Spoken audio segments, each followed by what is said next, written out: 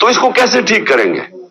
मैं ये कोई आज माइशत का एक्सपर्ट हो, जो सियासत का एक्सपर्ट हो, जो वैसे कोई दानिशवर हो, मैं चैलेंज करता हूं कि एक मुझे आदमी बता दे पाकिस्तान में जो आज ये समझता है कि साफ और शफाफ इलेक्शन के बगैर हम इस मुल्क को इस दलदल से निकाल सकते हैं। मुझे एक आदमी बता दे। और मसला फंसा किधर हुआ है? मसला फंसा हुआ है लंदन में। लंदन में क्या मसला फंसा हुआ है कि जो लंदन में मफरूर जो सुप्रीम कोर्ट की जेआईटी के बाद 2-2.5 साल के बाद कन्विक्ट हुआ है, सजा याफ्ता है, झूठ बोल के जो बाहर भागा हुआ है, लंदन में बैठा हुआ है, अब वो फैसला कर रहा है। और वो फैसला ये कर रहा है कि इलेक्शन, क्योंकि इलेक्शन में वो हार जाएगा इसलिए इलेक्शन नहीं करवाने। वो अपनी जात के लिए, अपनी करप्शन बचाने के लिए मेरे से डर के, उसे पता है क्योंकि इलेक्शन में हारना है, लिहाजा वो सारा मुल्क, आज हमारा सारा मुल्क के तबाह कर रहा है, तबाही की तरफ धकेल रहा है अपने आप को बचाने के लिए। उसका सारा पैसा बाहर पड़ा है, यानी जो पैसा पाकिस्तान में वो कुछ नहीं, जो उसका पैसा बाहर पड़ा हुआ है। इन्होंने 30 साल पैसा चोरी करके मुल्क से बाहर लेके गए। ये जो हुदैबा पेपर मिल के अंदर जो इनके मुंशी और ये जो मौजूदा फॉरेन मिनिस्टर है, इसने 164 का बयान दिया हुआ है अदालत में जाके कि मैं नवाज शरीफ का चोरी का पैसा मुल्क से बाहर भिजवाता था। वो काजी फैमिली जिधर लंदन में बैठी थी इल्फर्ड में, उनके बैंक अकाउंट्स दिखाए हुए हैं इसने कि किन बैंकों में पैसा भेजता था, चोरी का पैसा। ये आज से 20 साल पहले की बात है, 22 साल पहले की। 25 अप्रैल 2000 के अंदर इसने ये 164 का बयान लिखवाया हुआ है। सारा बयान पढ़ लें, आपको पता होगा तो कैसे ये जो पावर में था इसने मुल्क को कैसे लूट के पैसा बाहर लेके गया। ये जो लंदन में फ्लैट में बैठे हुए हैं, ये पैनामा पेपर्स के अंदर इंकशाफ हुआ था कि ये मरियम नवाज के नाम पे नवाज शरीफ ने फ्लैट लिए हुए हैं 4 महंगे महंगे लंदन के इलाके में। उधर बैठ के चोरी के पैसे के फ्लैट्स पे एक मफरूर और इसके साथ वो लोग जो सारे कोई ना कोई मुल्क से बाहर भागे हुए हैं।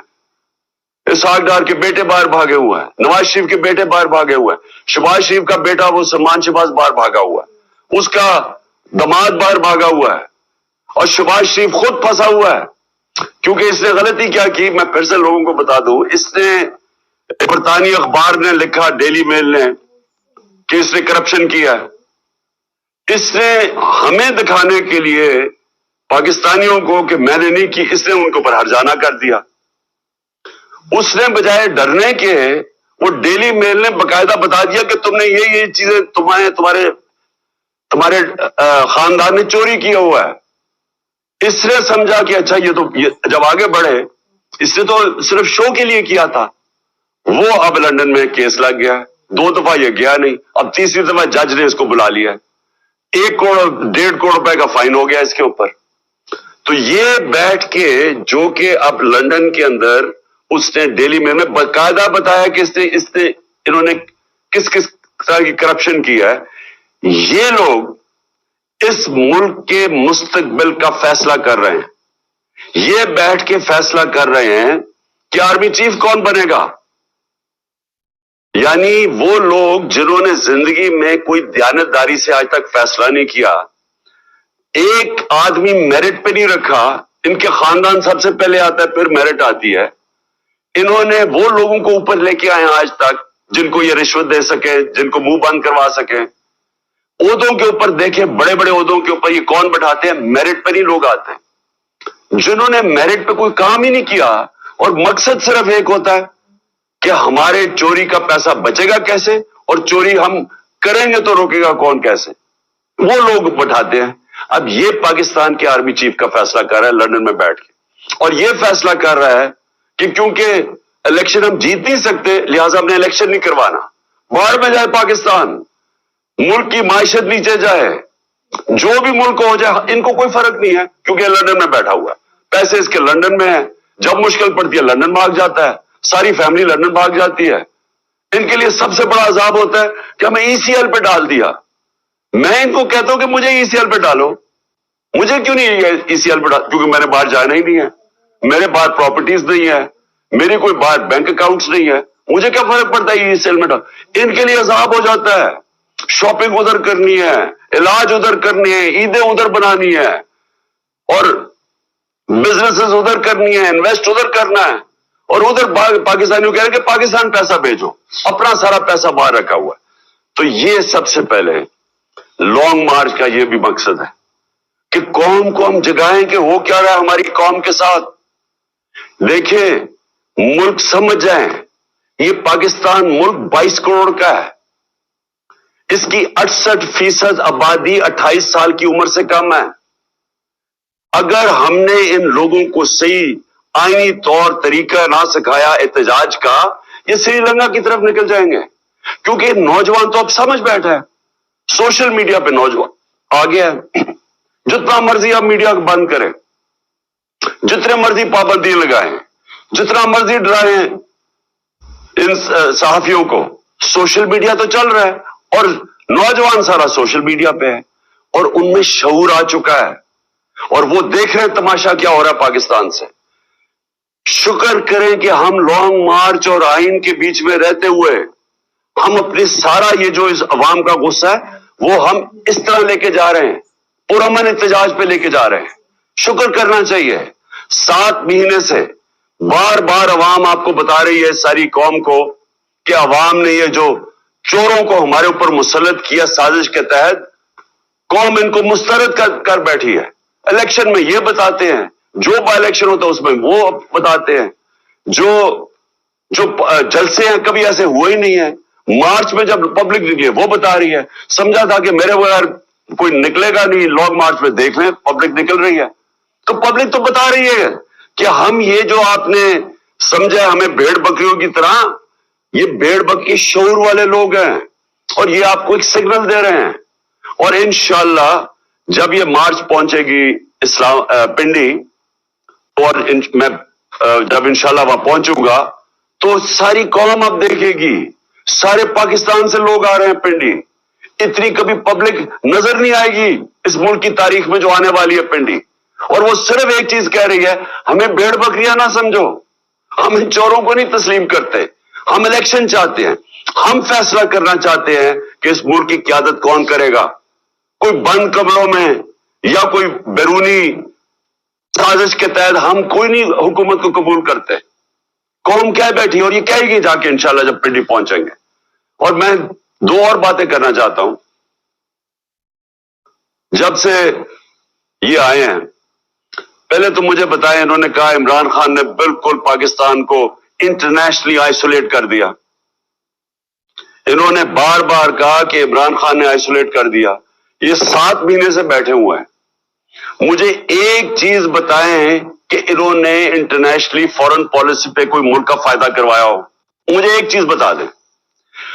میں نے بڑا روکا ہوا تھا، بیرونی دورے میں نے بڑے دیکھ کے کرتا تھا، میں کسی بیرونی دورے پہ نہیں جاتا تھا جب تک میرے ملک کو فائدہ نہ ہو۔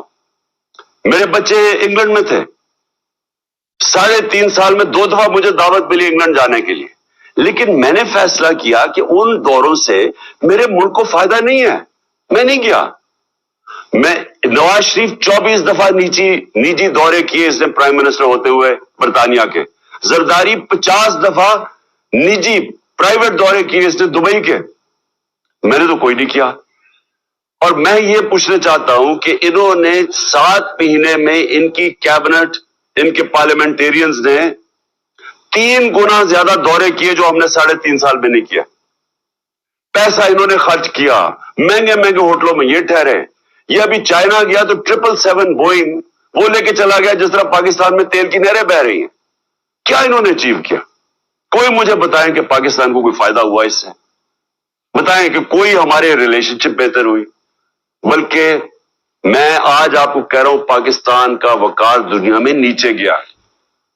ہمارے دور میں ہم نے اسلاموفوبیا، جو دنیا کے اندر اسلام کے خلاف جو ایک پوری مہم ہے، ہم نے اٹھائی تھی، پاکستان نے اٹھائی تھی، یونائٹڈ نیشنز میں، OIC کے اندر دنیا اکنالج کرتی تھی، مسلمان دنیا کے، پاکستان ایک کھڑا ہوا اس کے لیے۔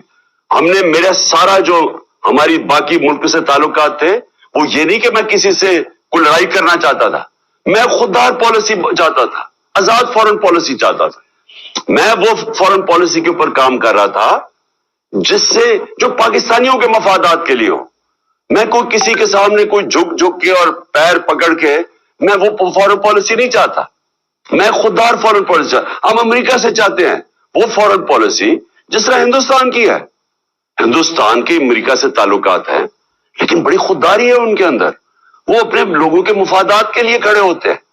ہمیں وہ بتایا جس طرح ماضی میں وار آن ٹیرر میں کسی کی غلامی کبھی نہیں قبول کر سکتا. پاکستان اس لیے نہیں بنا تھا. تو خوددار فورن پالیسی کو اگر یہ کہہ رہے ہیں کہ جی ہمیں دنیا میں آئسولیٹ کیا، تو تم نے جوتے پالش کر کے کیا کیا اب تک؟ بتائیں. آپ نے لوگوں کے جوتے پالش کیے ہیں، سب کے سامنے گر جاتے ہیں، ایسے کھڑے ہوتے ہیں ہاتھ باندھ کے کہ جی میں مانگنے نہیں آیا، میں مجبور ہوں. کتنے پیسے آ گئے ہیں، کتنا فائدہ ہو گیا پاکستان کو. اور پھر فورن پالیسی کے علاوہ مجھے یہ بتائیں کہ آج جدھر ہمارا ملک کھڑا ہے، میں ان سب سے آج پوچھتا ہوں، جدھر آج پاکستان کھڑا ہے، کیا کسی کے پاس راستہ ہے کہ جو ہمارا ملک معاشی طور پہ نیچے جا رہا ہے؟ کسی کے پاس کوئی راستہ ہے؟ ان ساروں کیبنٹ سے پوچھ لیں، ان کے لوگوں سے، کہ کسی کے پاس کوئی راستہ ہے کہ یہ جو تیزی سے نیچے جا رہا ہے ہمارا ملک، اس کو بچا سکتا ہے؟ ہمارے جو بزنس کمیونٹی ہے، 88% بزنس مین نے کہا ہے کہ ہمیں پاکستان غلط راستے پہ جا رہا ہے. یعنی بزنس کمیونٹی کا ان کا کوئی ان کے اعتماد نہیں ہے حکومت کے اوپر. یہی فیصلہ آباد تھا جب ہم آئے تھے 2018 میں. فیصلہ آباد کے آج اگر لوگ دیکھ رہے ہوں تو فیصلہ آباد کے اندر جو ٹیکسٹائل انڈسٹری تھی وہ اپنی مشینیں بیچ رہے تھے، ٹیکسٹائل انڈسٹری کو ریل اسٹیٹ میں کنورٹ کر رہے تھے.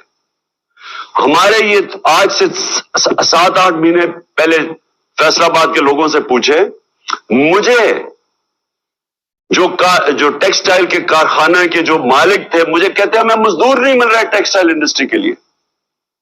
جو ٹیکسٹائل کی سیلز ہوئی پاکستان کی تاریخ کے ریکارڈ ٹوٹ گئے تھے. اور پھر سے جو لارج اسکیل مینوفیکچرنگ 26% پہ بڑھ رہی تھی. اور آج وہ ذرا فیصلہ آباد سے پوچھے کہ لوگوں کے کیا حالات ہیں. آج مزدوروں سے پوچھے کہ روزگار کتنا مل رہا ہے. آج لوگوں سے پوچھ تو کون سی قیامت آ گئی 7 مہینے میں کہ سارا کچھ نیچے چلا گیا. مہنگائی پاکستان کی 50 سال میں سب سے زیادہ مہنگائی ہوئی ہے. تیل تو آج سستا ہے.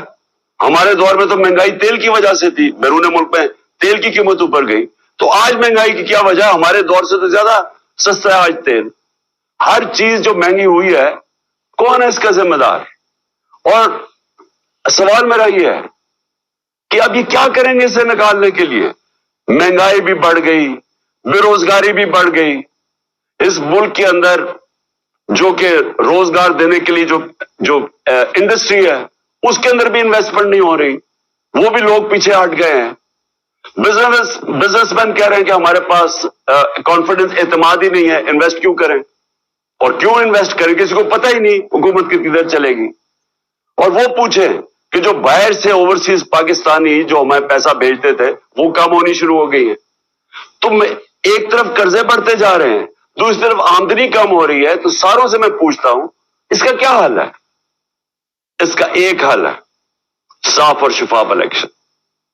اور میں آج اس لیے یہ مارچ والوں کو کہہ رہا ہوں کہ یہ جو جہاد کر رہے ہیں وہ اس لیے کر رہے ہیں کہ اس ملک میں الیکشن ہوں گے تو سیاسی طور پہ استحکام آئے گا. سیاسی استحکام آئے گا تو معاشی استحکام آئے گا. اور تب یہ ملک کی جو معیشت ہے وہ اٹھ سکتی ہے. اور جتنی دیر یہ کھینچتے جا رہے ہیں، الیکشن نہیں کروا رہے ہیں، کیونکہ وہ جو لندن میں بیٹھا ہوا مجرم ہے وہ ڈرا ہوا الیکشن سے، اور وہ اپنے آپ کو بچانے کے لیے وہ ملک کو داؤ پہ لگا رہا ہے، ہمارے مستقبل کو داؤ پہ لگا رہا ہے.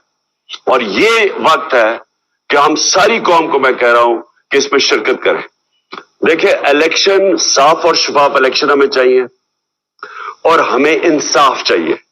اور میں آخر میں اپنی عدلیہ سے پوچھنا چاہتا ہوں کہ ساری قوم آج آپ کی طرف دیکھ رہی ہے. میں اپنے ریسپیکٹڈ آنریبل چیف جسٹس سے کہنا چاہتا ہوں کہ قوم آج آپ کی طرف دیکھ رہی ہے.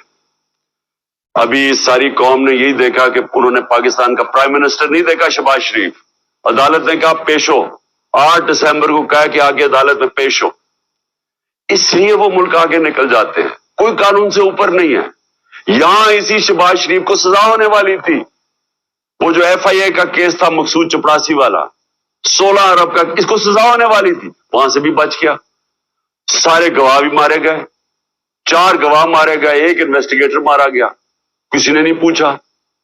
اس کے بعد جو بھی پاکستان کے اندر اب ہم دیکھ رہے ہیں, لوگ سوال پوچھ رہے ہیں کہ ارشد شریف کا, کہ دیکھیں ارشد شریف لوگوں کے دلوں میں بیٹھ گیا جا کے, کیونکہ ساری قوم کو پتا ہے کہ اس کو پوری طرح اس کے خلاف ہر قسم کی کاروائی کی گئی. ساری قوم نے دیکھا کہ وہ اپنے موقف پہ کھڑا رہا.